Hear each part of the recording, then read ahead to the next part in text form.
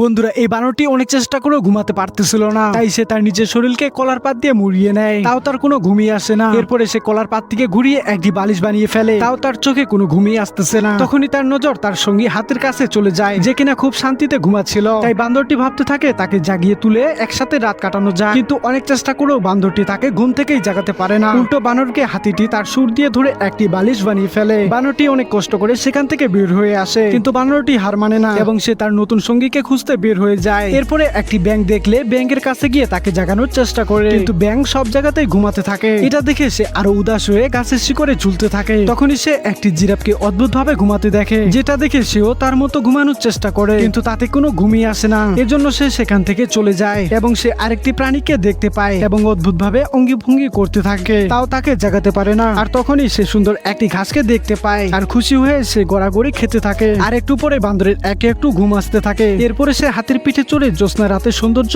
উপভোগ করতে থাকে।